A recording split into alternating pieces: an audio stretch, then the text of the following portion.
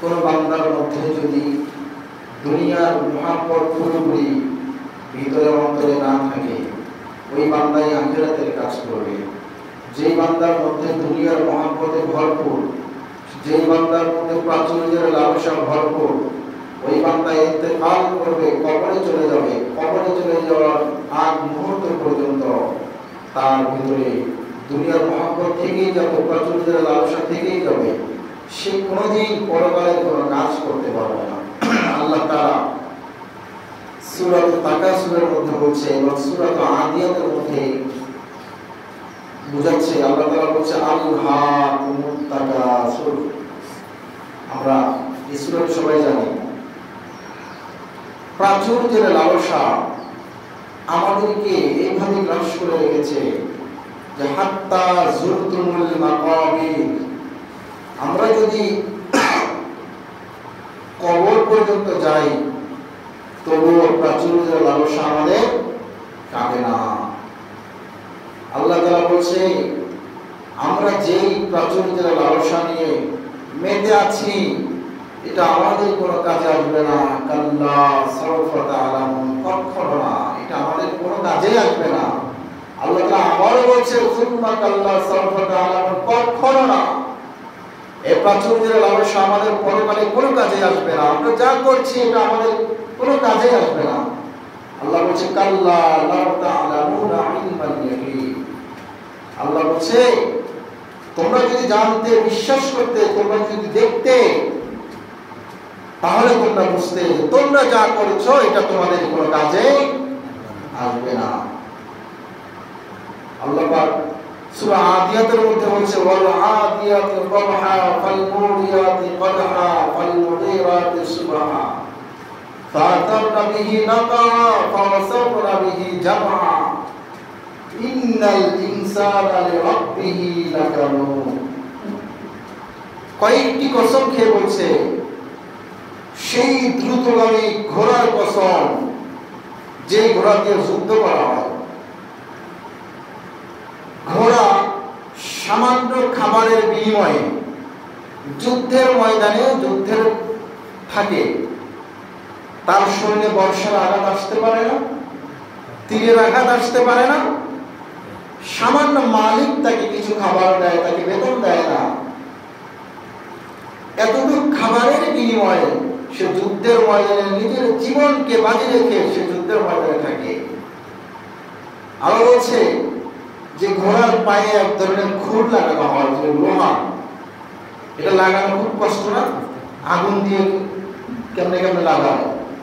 আবার সেই ঘোড়া যখন পাথরের উপর দিয়ে দৌড়ায়, পাথরের সাথে সংঘর্ষ হওয়ার কারণে সেখান থেকে আবার অগ্নি বের হয়।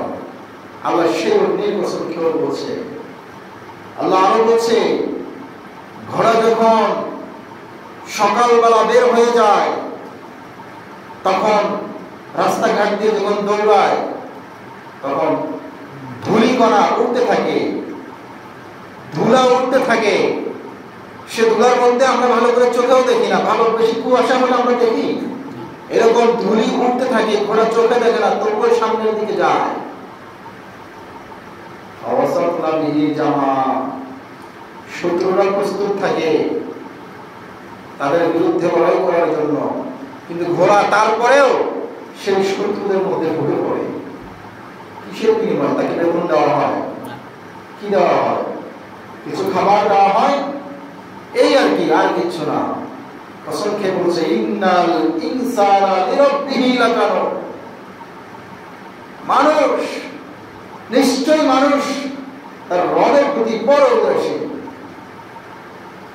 এক ঘোড়াকে সামান্য খাবারের বিনিময়ে সে এতগুলো রিস্ক নিয়ে সে মালিকের গোলামি করছে, আর আল্লাহ তাআলা আমাদেরকে হাজারো নিয়ামত দিয়ে ভরে রেখেছে, আমরা আল্লাহর গোলামি করি না। আল্লাহ বলছে মানুষ তার রবের প্রতি বড় উদাসীন। ওয়াল আসর ইন্নাল ইনসানা লাফি খুসর ওয়াল আসর। আমরা 5 ওয়াক্ত নামাজ পড়ি, কোন নামাজ থেকে কোন নামাজ পর্যন্ত সব থেকে কোন সময়টা বেশি সংক্ষিপ্ত? আসর থেকে মাগরিব।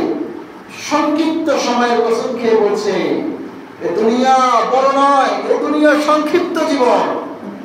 এই সংক্ষিপ্ত জীবনের কসম খেয়ে আমি বলছি, ইন্নাল ইনসানা লাফি খুসর, মানুষ সবাই ক্ষতিগ্রস্তের মধ্যে আছে। কেন? তার রবকে ভুলে গিয়েছে। তো আল্লাহ তাআলা এই একটি আয়াত দিয়ে আমি বলছিলাম যে এই যে 10টি দলের কথা বলবো, এই 10টি দলই তো জাহান্নামে। কেন? তার রবকে ভুলে গিয়েছে। তো যাই হোক, রবকে ভুলে গেলে চলবে না। 1 নম্বর বলছিলাম বানরের আকৃতি নিয়ে যাবে, 2 নম্বরে বলেছিলাম শুকুরের আকৃতি নিয়ে, 3 নম্বর আল্লাহ তাআলার দরবারে এক শ্রেণীর মানুষ উপস্থিত হবে, তাদের মুখটা থাকবে উল্টা দিকে, তথা হাত থাকবে নিচের দিকে, পা থাকবে উপরের দিকে, হাত দিয়ে হেঁটে হেঁটে হাসরের মাঠে যাবে। জোরে বলে নাউজুবিল্লাহ। ভয়ঙ্কর অবস্থা, কোনটার থেকে কোনটা কম না। আল্লাহর হাবিব বিশ্বনবী সাল্লাল্লাহু আলাইহি ওয়াসাল্লামকে জিজ্ঞাসা করা হলো, যে শ্রেণীর মানুষেরা দ্বিতীয়বার সিংহায় ফু দেওয়ার পরে পা উপরের দিকে দিয়ে, হাত নিচের দিকে দিয়ে, মুখকে উল্টা দিকে করে হাসরের ময়দানে যে শ্রেণীটা উপস্থিত হবে, আল্লাহর নবী সেই শ্রেণীর লোকেরা। আল্লাহর নবী বিশ্বনবী সাল্লাল্লাহু আলাইহি ওয়াসাল্লাম বললেন, তিনি বললেন, পৃথিবীর মধ্যে যারা সুদের কারবারি করে, পৃথিবীর মধ্যে যারা সুদের সঙ্গে জড়িত আছে, ওই সমস্ত মানুষগুলো আল্লাহ আদালতের মধ্যে হাত দুটো নিচের দিকে দিয়ে, পা দুটো উপরের দিকে দিয়ে আল্লাহ আদালতে যাবে। আমাদের দেশে অনেক সুদ করে থাকতে হবে। আমি কাউকে ইন্ডিকেট করে বলছি না, কাউকে টার্গেট করে বলছি না। আমি আপনার জীবনের সৌন্দর্য, আপনার জীবনের সফলতার আশা রেখে আমি বলছি, আমি যদি এই যে সুদের ব্যাপারে যদি কথা বলি, কেউ মন খারাপ করবেন না। আপনার মন চাইলে আপনি মানবেন না, মন চাইলে আপনি মানবেন না, তাতে আমার কোনো আপত্তি নাই। কিন্তু দেখা যায় সুদের বিরুদ্ধে যদি কথা বলা হয়, সুদখোররা ইমামের বিরোধিতা করে, আছে না নাই? আপনি আমার বিরোধিতা করার প্রয়োজন নাই। আমি আলোচনা করছি হাসরের মাঠের কথা আপনাকে বলছি। আমি আপনাকে জোরদার করে মানতে বলছি না। মানতে মন চাইলে আপনি মানবেন, না মানতে চাইলে না, মানতে মন চাইলে মানার দরকার নেই, সেটা আপনার ইচ্ছা। আপনি কোন পথ বেছে নেবেন আপনার ইচ্ছা, কিন্তু আমার তো বলতে হবে। না হলে তো হাসরের মাঠে আল্লাহর কাজ করে আপনি এটাও বলতে পারেন যে আমি সুদ খেয়েছি, কিন্তু সুদ যে মারাত্মক গুনাহ এভাবে এভাবে হবে আমাকে কেউ বলে নাই। তখন আমি ইমাম আগে ধরা দেবো, আমি আপনাকে জানাইনি। এই জন্য আপনি মানলে মানেন, না মানলে নাই। আল্লাহর কোনো সমস্যা নাই, আল্লাহর কোনো ক্ষতি নাই। বান্দারা সবাই মিলে আল্লাহর কোনো উপকার করতে পারবে? আল্লাহর কোনো ক্ষতি করতে কোনোটাই করতে পারবে না।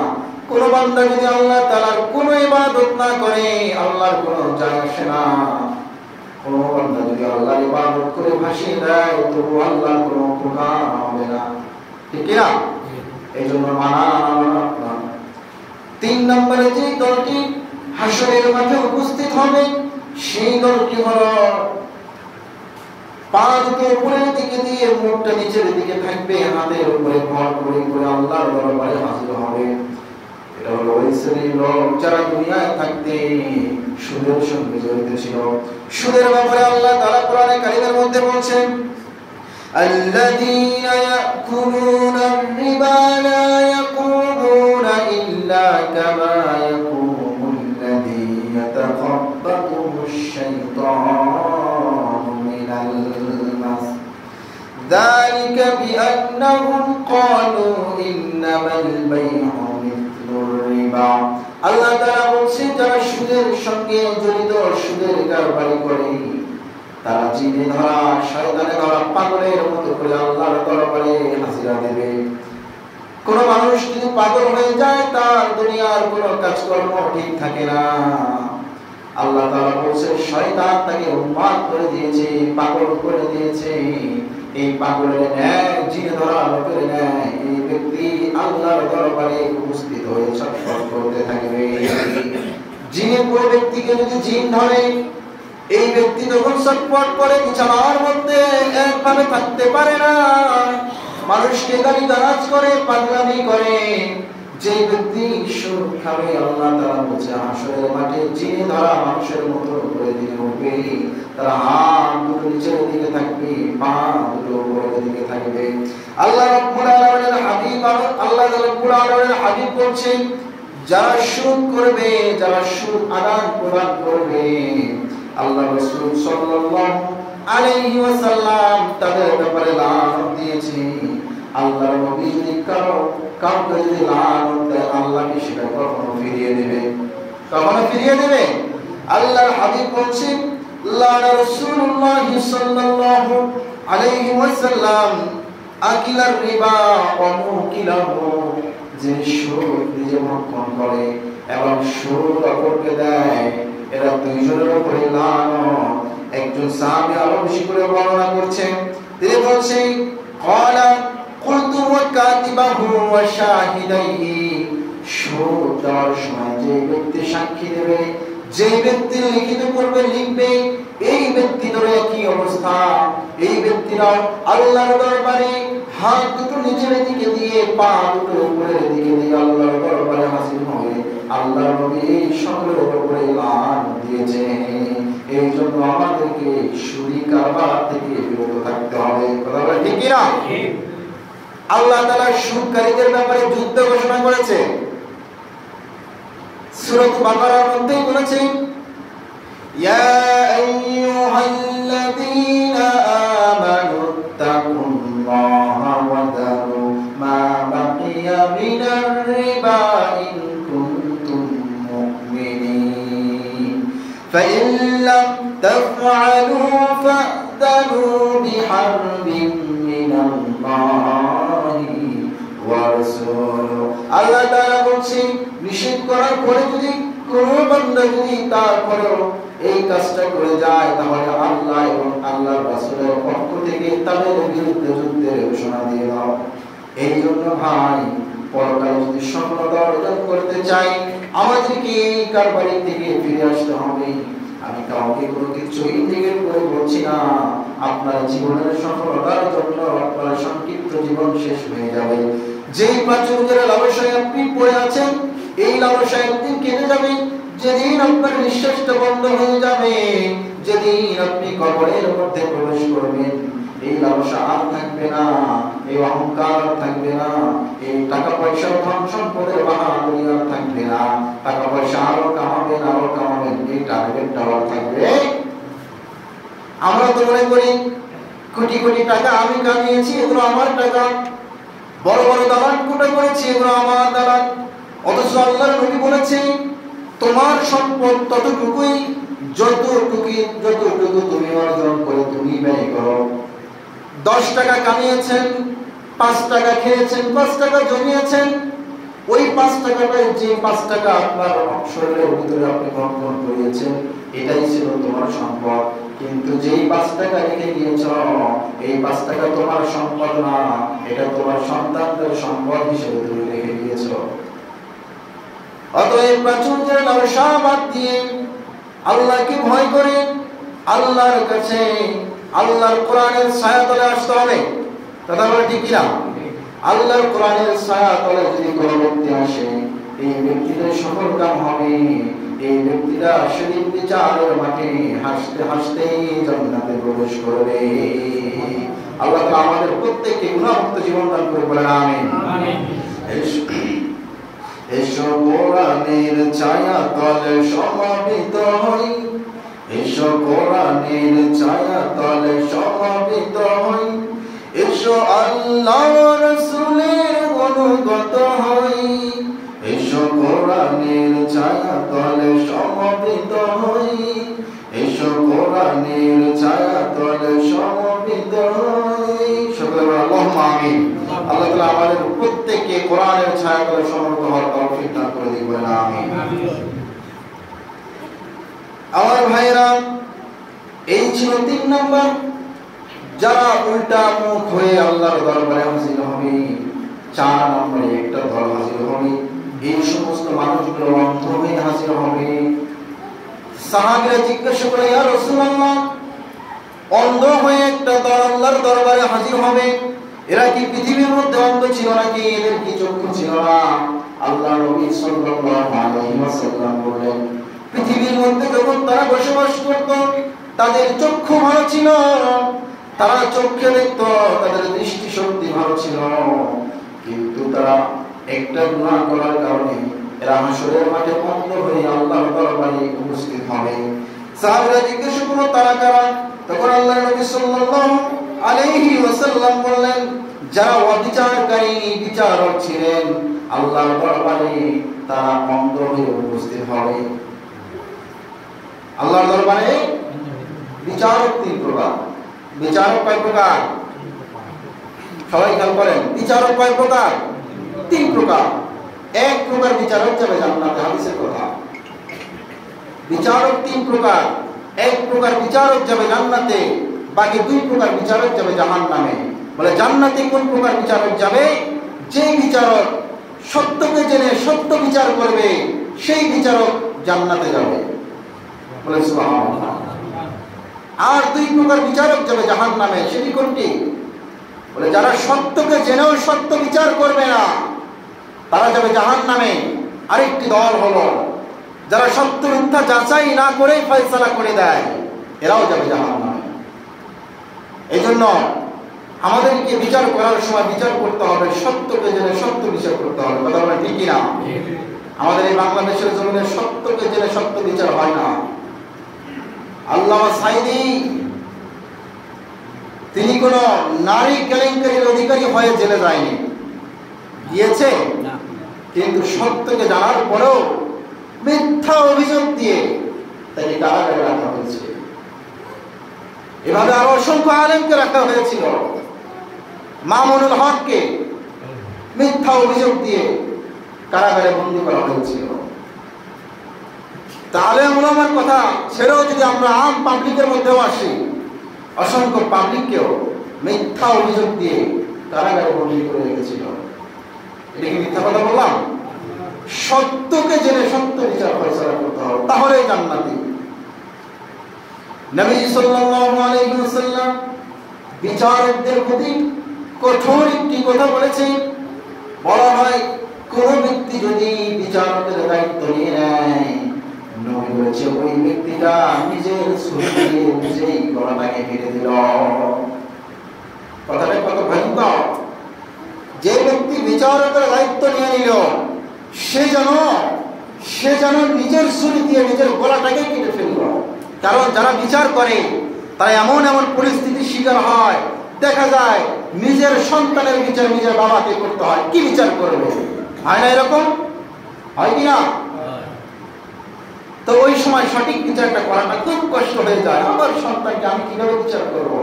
উল্টাপাল্টা বিচার করলে জাহান্নামী। আর দুনিয়ার মধ্যে সঠিক বিচারটা করলে কষ্ট, সন্তান এখন বাবার কি বিপক্ষে। এই জন্য বলা হয়েছে, কেউ যদি বিচারক হয় তাহলে ওই বিচারক যেন নিজের ছুরি দিয়ে নিজেকে কি করল? গলায় আঘাত করে ফেলল। আমার ভাইরা, বিচার করেছিলেন নবী করিম সাল্লাল্লাহু আলাইহি ওয়াসাল্লাম, তিনি ন্যায় বিচার করেছিলেন। নবী করিম সাল্লাল্লাহু আলাইহি ওয়াসাল্লামের কাছে মাখজুমা গোত্রের এক নারীর চুরির অভিযোগ দিয়ে এক নারীর বিচার দেওয়া হলো।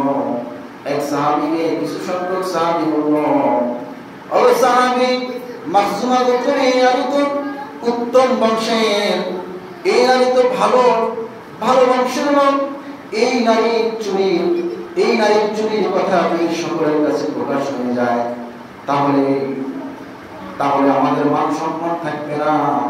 আপনি একটু নবীর কাছে গিয়ে বলবেন, নবীর সঙ্গে তো আপনি বেশি কথা বলেন, নবীর কাছে সবকিছু আপনি বেশি শেয়ার করেন, আপনি একটু নবীকে গিয়ে বলবেন যাতে করে তার ব্যাপারে একটু কি হয়, বিনয় হয়। নবী করিম সাল্লাল্লাহু আলাইহি ওয়াসাল্লামের কাছে সেই খবর যখন পৌঁছে গেল, নবী করিম সাল্লাল্লাহু আলাইহি ওয়াসাল্লাম তখন বলছে, তুমি মাখজুমা গোত্রের সেই নারী সম্পর্কে আমার কাছে সুপারিশ করতে এসেছো। যদি ওই মাখজুমা গোত্রের এই নারী যদি চুরি না করে, আমার মেয়ে ফাতেমা যদি চুরি করতো, আমি তার হাত দুটো কেটে দিতাম। আল্লাহু আকবার। এই জন্য ভাই, যারা বিচারক আছেন, খুব কঠিন, বিচার করা খুবই কঠিন। আল্লাহ তাআলা আমাদেরকে সঠিক বিচারক হওয়ার তৌফিক দান করে দিন। এই বিচারকের দায়িত্ব পালন করে যাতে করে আমাদেরকে হযরত আবু বকর ওমরের সঙ্গে জান্নাতে থাকতে পারে তৌফিক দান করে দিন, বলেন আমিন। আমার ভাইরা, 4 নম্বরে বলেছিলাম, যারা বিচার করে তারা অন্ধ হয়ে আল্লাহর দরবারে উপস্থিত হয়ে যাবে। 5 নম্বরে একটা কথা বলছি, এটা খেয়াল করবেন। আজকে 5 পর্যন্তই আমি শেষ করে দেব, কারণ 10টি দলের কথা আজকের জুমায় বলা সম্ভব হবে না। আমার ভাইরা, আল্লাহ রাব্বুল আলামিনের হাবিব বলছেন, ইয়াউমা ইউনফাখু ফিস-সূরি ফাতাতুনা আফওয়াজা। আফওয়াজ, যা এই শব্দের ব্যাখ্যায় নবী বললেন, 5 নম্বরে একটা দল আল্লাহর দরবারে হাজির হবে, যারা কানেও শুনবে না, কথাও বলতে পারবে না, তাদের মুখ থাকবে বন্ধ, মুখের মধ্যে মোহর মারা দেওয়া হবে, মুখ দিয়ে অনেক কিছু বলতে মন চাইবে কিন্তু বলতে পারবে না, কান দিয়ে অনেক কথাই শুনতে মন চাইবে কিন্তু কোনো কিছুই শুনবে না, তাদের কানের মধ্যে পর্দা ফেলে দেওয়া হবে, কোনো কিছু শুনবে না, কোনো কিছু দেখতেও পারবে না। আল্লাহর নবীকে জিজ্ঞেস করলেন, ইয়া রাসূলুল্লাহ, সেই দলটা কারা যারা কানেও শুনবে না, কথাও বলতে পারবে না? নবী করিম সাল্লাল্লাহু আলাইহি ওয়াসাল্লাম তখন 2টি দলের কথা বললেন। 1 নম্বর দল হলো যারা পৃথিবীর মধ্যে থেকে জাদু করে, যারা পৃথিবীর মধ্যে থেকে কুফরি কালাম করে। এই সমস্ত মানুষগুলো পরকালে যখন উপস্থিত হবে, এরা কানে শুনবে না, চোখেও দেখবে না, এরা মুখ দিয়ে কথাও বলতে পারবে না। জোরে বলেন নাউযুবিল্লাহ। জাদুকারী আছে না নাই? বেশি কম না বেশি? বর্তমান এই জামানায় কুফরি কালাম করে, জাদু করে, জাদুবিদ্যা করে, এটা কি কম না বেশি? প্রত্যেকটা বেশিরভাগ পরিবারে এখন দেখা যায় কুফরি কালাম দিয়ে ভরে গেছে। ভাইয়ের সঙ্গে ভাইয়ের মিল নাই। দেখা যায় ভাইয়ের স্ত্রী অপর ভাইয়ের স্ত্রী তাবিজ করে বসে আছে। 2 ভাই একসঙ্গে বসবাস করে, এক ভাইয়ের অবস্থা একটু ভালো হয়ে গিয়েছে, আর এক ভাইয়ের অবস্থা একটু খারাপ হয়ে গিয়েছে। দেখা যায় যে ভাইয়ের অবস্থা খারাপ হয়ে গিয়েছে, যার অবস্থা ভালো তাকে খারাপ করার জন্য তাবিজ কুমার করে বসে আছে, জাদু করে বসে আছে। আছে না নাই? এমন কাজ যারা করবে, আল্লাহর দরবারে বধির হয়ে তারা উপস্থিত হবে, কানে শুনবে না, কথাও বলতে পারবে না। নবী করিম সাল্লাল্লাহু আলাইহি ওয়াসাল্লামকে তিনি দ্বীনের দাওয়াত দেওয়ার কারণে, ইসলামের দাওয়াত দেওয়ার কারণে এক বিধর্মী তাকে জাদু করেছে। জাদু করে সেই জাদুকৃত বস্তুটা একটা চিরুনির ভিতরে পেঁচাইয়া একটা কূপের মধ্যে নিক্ষেপ করে দিয়েছে।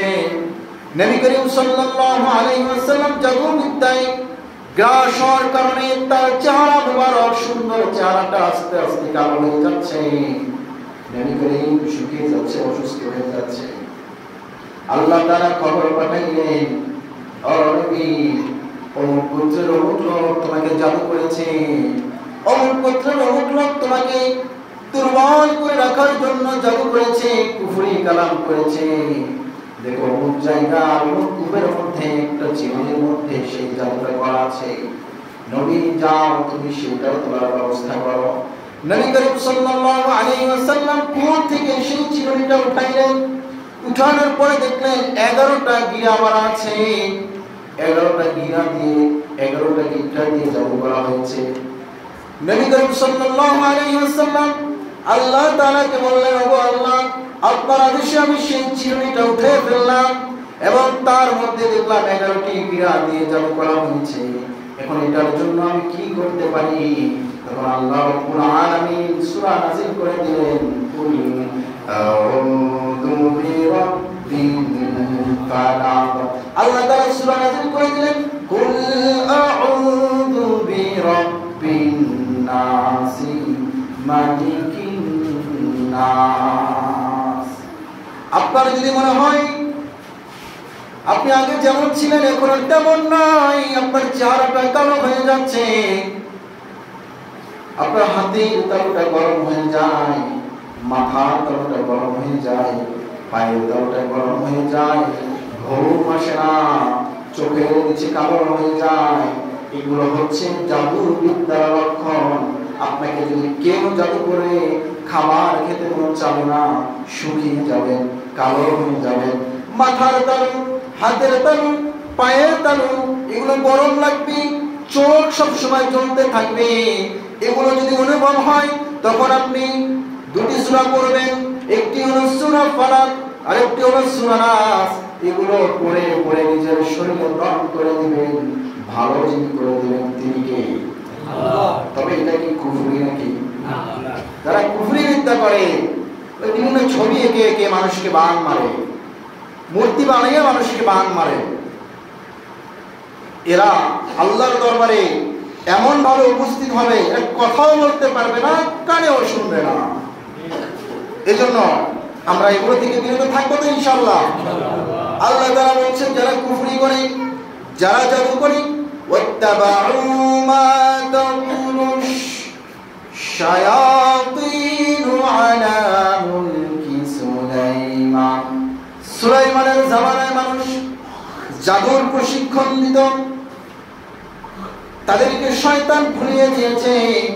যারা জাদু করে, জাদুবিদ্যা করে, তাদের সঙ্গে আল্লাহ থাকে না, তাদের সঙ্গে যিনি থাকে তিনি হলো শয়তান। কথা বলেন ঠিক কিনা? এই জন্য এই কাজ থেকে বিরত থাকবো। এরপরে আরেকটি কথা বলছে যে বোবা বদির হয়ে আল্লাহর দরবারে উপস্থিত হবে আরেক শ্রেণীর মানুষ, তারা হলো যারা অশ্লীল পোশাক পরে, যারা অশ্লীল পোশাক পরে ঘোরাফেরা করতো। আছে না নাই? পুরুষ মানুষগুলো হাফ প্যান্ট পরে ঘোরে, আর মহিলা মানুষগুলো জিন্স প্যান্ট পরে ঘোরে। আছে না নাই? এই কাজ করা যাবে না। ইদা ফাতাকাল হায়াউ ফাফআল মা শিতা। লজ্জা যদি না থাকে তখন যা খুশি তাই করা যায়, কিন্তু ঈমান যদি থাকে, আল হায়াউ শুআবাতুন মিনাল ঈমান, ঈমান যদি থাকে অশ্লীল পোশাক পরে জনগণের সামনে ঘুরতে পারবে না। কথা বলেন ঠিক কিনা? এজন্য অশ্লীল পোশাক থেকে বিরত থাকবো। আপনাদের ঘরে যে সমস্ত মা বোনরা আছে এদেরকে অশ্লীল পোশাক থেকে বিরত রাখবেন, পর্দার সঙ্গে বাহিরে বের করার ব্যবস্থা করেন ইনশাআল্লাহ। এই যে 5 প্রকারের আমি কথা বললাম, আমি আরেকবার রিপিট করি এই 5টা পয়েন্ট। 1 নাম্বার পয়েন্ট, 10টি দল জাহান্নামে যাবে, তার ভিতরে একটি দল হলো কিয়ামতের ময়দানে উপস্থিত হবে কিসের আকৃতি নিয়ে? আরো জোরে বলেন, কিসের আকৃতি নিয়ে? কারণ কি ছিল? শুকর ঘুরি করা। 2 নাম্বার, শুকরের আকৃতি নিয়ে আল্লাহর দরবারে উপস্থিত হবে, পরিশেষে তারা জাহান্নামে যাবে। তাদের অপরাধ কি ছিল? তারা হারাম খাদ্য ভক্ষণ করত সেজন্য। 3 নম্বরে, উল্টা দিকে মুখ করে পা গুলো উপরের দিকে, মাথাটা নিচের দিকে দিয়ে আল্লাহর দরবারে উপস্থিত হবে, পরিশেষে তারা জাহান্নামে যাবে। তাদের অপরাধ কি ছিল? তারা সুদ খেত। 4 নম্বরে, অন্ধ হয়ে আল্লাহর দরবারে উপস্থিত হবে, পরিশেষে তারা জাহান্নামে যাবে। তারা কি ছিল? বলে তারা অবিচারকারী বিচারক ছিল। 5 নম্বরে, বোবা বধির হয়ে কানেও শুনবে না, কথাও বলতে পারবে না, আল্লাহর দরবারে উপস্থিত হবে, পরিশেষে তারা জাহান্নামে যাবে। কারণ কয়টি ছিল? 2টি। একটি হলো জাদুবিদ্যা করে, মানুষকে জাদুবিদ্যা করে, বান মারে, এটা করে সেটা করে, এদের ঠিকানা হবে জাহান্নাম, এদের কবর সংকীর্ণ হয়ে যাবে। অনেক বাস্তব ঘটনাই এমন আছে যে কবিরাজি করে বিভিন্ন কুফরি কালাম করে মানুষের এটা সেটা করে, মৃত্যু হয়ে গেছে, তার কবরে আর জায়গা হয় না। কবর খুলেছে, কবর ভেঙে যায়, কবর করে কবর থেকে পানি ওঠে, কবর করে আলো হয়ে যায়, এরকম ঘটনা নজির আছে। এদের কবর সংকীর্ণ হয়ে যাবে। কারণ এরা মানুষের রিজিকে হাত দেয়। আল্লাহ চায়, আল্লাহ বলে তোকে সুস্থতা দান করলাম, আর এরা চায় তাকে অসুস্থ করার জন্য। আল্লাহ চায় তোমাকে এতটুকু পর্যন্ত হায়াত দিলাম, আর তারা বান মেরে আগেই মেরে ফেলতে চায়। এই জন্য তাদের কবর কি হয়ে যাবে? সংকীর্ণ হয়ে যাবে। সময় যেহেতু আরো কয়েক মিনিট আছে, আমি 3 নাম্বার পয়েন্টের ব্যাপারে আরেকটু তাগিদ দিয়ে কথা বলি। 3 নাম্বার পয়েন্টটা যেন কি বলেন দেখি? সুদ খাওয়া। বলে দেখি কি? আমি এই পয়েন্টে আলোচনা করার আগেই বলেছি, কেউ যদি এই কাজ করেন, আপনাকে আমার বিরোধিতা করতে হবে না। আমি বললাম, আপনার মানতে মন চাইলে আপনি মানবেন, না মানতে মন চাইলে আপনি মানবেন না, তাতে আমার কোনো কি নাই, আপত্তি নেই। আমার জানিয়ে দেওয়া দরকার, আমি জানিয়ে দিলাম। নবী করিম সাল্লাল্লাহু আলাইহি ওয়াসাল্লাম প্রতিদিন ফজরের নামাজ পড়ে তাসবিহ তাহলিল শেষ করে, বুখারী শরীফের মধ্যে লম্বা একটি হাদিস এসেছে, প্রতিদিন ফজরের নামাজ পড়ে তাসবিহ তাহলিল শেষ করে সাহাবীদেরকে জিজ্ঞাসা করতেন, ও সাহাবীরা, তোমরা কি আজকে রাতে কোনো স্বপ্ন দেখেছো নাকি? যদি স্বপ্ন দেখে থাকো তাহলে বলো। তো কোন সাহাবী স্বপ্ন দেখলে সেটা নবীকে বলে দিতেন। নবীজি সাল্লাল্লাহু আলাইহি ওয়াসাল্লাম আল্লাহর মর্জি অনুযায়ী তার একটা তাবির করে দিতেন, ব্যাখ্যা করে দিতেন। সেই নিয়ম অনুযায়ী একদিন ফজরের নামাজ শেষ করে নবীজি সাল্লাল্লাহু আলাইহি ওয়াসাল্লাম তাসবিহ তাহলিল শেষ করার পরে সাহাবীদেরকে জিজ্ঞাসা করেন, ও সাহাবীরা, তোমরা কি কোন স্বপ্ন আজকে রাতে দেখেছো নাকি? যতগুলো সাহাবী বললেন, যতগুলো সাহাবী উপস্থিত ছিল সকলেই বলল, ইয়া রাসূলুল্লাহ, আজকে আমরা কোন স্বপ্ন দেখিনি। তখন নবী করিম সাল্লাল্লাহু আলাইহি ওয়াসাল্লাম বললেন, ও সাহাবীরা, আজকে রাতে আমি একটা স্বপ্ন দেখেছি, এই স্বপ্নের ব্যাখ্যা সম্পর্কে তোমাদেরকে আমি বলতে চাই।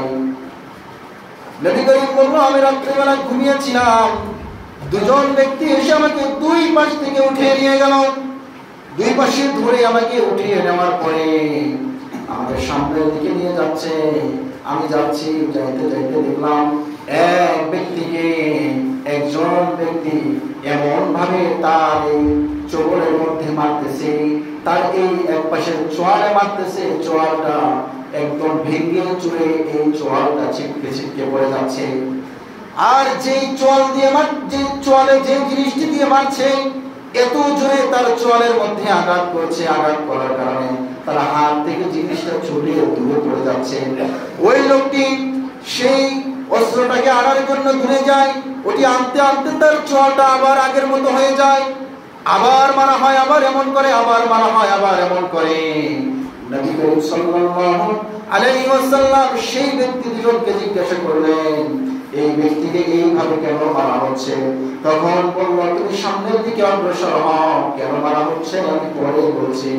আরেকটু সামনের দিকে নিয়ে গেল, নেওয়ার পরে দেখলেন এক ব্যক্তি চিত হয়ে শুয়ে আছে, তার মাথার মধ্যে একটি মুগুর দিয়ে মারা হচ্ছে। মারার কারণে তার মাথা থেকে মগজগুলো বের হয়ে যাচ্ছে, মগজগুলো বের হয়ে ছিটকে ছিটকে পড়ে থাকে। এরপরে যে মুগুর দিয়ে মারে, এই মুগুরটা দূরে ছিটকে পড়ে যায়।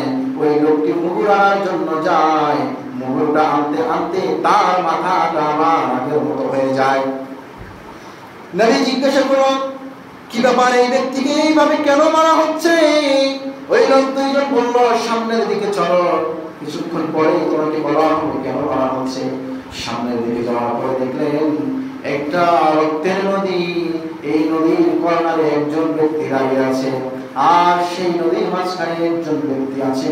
সেই নদীর মাঝখান থেকে একজন মানুষ সাঁতরিয়ে সাঁতরিয়ে সাঁতার কেটে কেটে একদম কর্নারে চলে আসে, রক্তের নদী থেকে উপরে উঠবে। উপরে উঠবে যখনই, ওই সময় এমন ভাবে তাকে আঘাত করা হয়, ওই ব্যক্তিটা আবার পূর্বের স্থানে রক্তের নদীর মাঝখানে চলে যায়। নবী জিজ্ঞাসা করলেন, এই ব্যক্তিকে এমন করা হচ্ছে কেন? লম্বা ঘটনা, আমি আর সামনের দিকে বলছি না, যেহেতু সময় হবে না। আমি আপনাদেরকে যে বিষয়টা বুঝাইতে চাবো এতটুকুর ভিতরে আছে। এক নম্বরে, যে ব্যক্তির গালের মধ্যে মারা হতো, জিজ্ঞাসা করেছিল এই ব্যক্তিকে এইভাবে কেন মারা হলো। তখন রাসূলকে জবাব দেওয়া হলো, এই ব্যক্তি দুনিয়ায় থাকতে মিথ্যা কথা বলতো। কি বলতো? এজন্য তাকে এইভাবে শাস্তি দেওয়া হচ্ছে।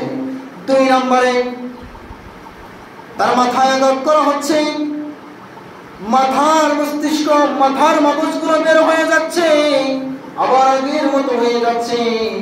জিজ্ঞাসা করা হলো এই ব্যক্তিকে এমন করা হয়েছে কেন?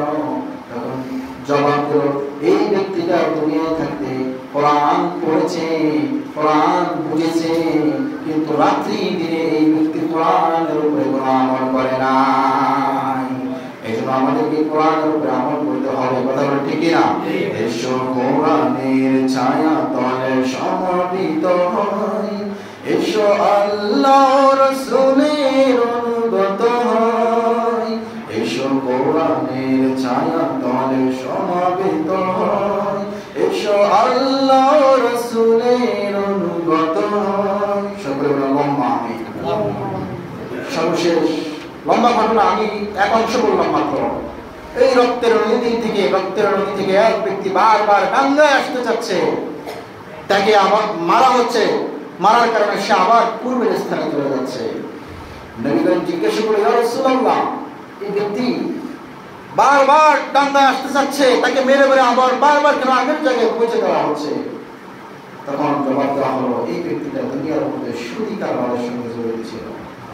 ধরে বলেন আল্লাহ তাআলা আমাদের প্রত্যেককে, যে আমি 5টি পয়েন্টের যে আলোচনা করলাম আপনারা শুনলেন, এই 5 ধরনের বড় বড় মারাত্মক গুনাহ থেকে আমাদেরকে হেফাজত করে বলেন সকলে বলেন আল্লাহুম্মা আমিন। আসসালামু আলাইকুম ওয়া রাহমাতুল্লাহি ওয়া বারাকাতুহু।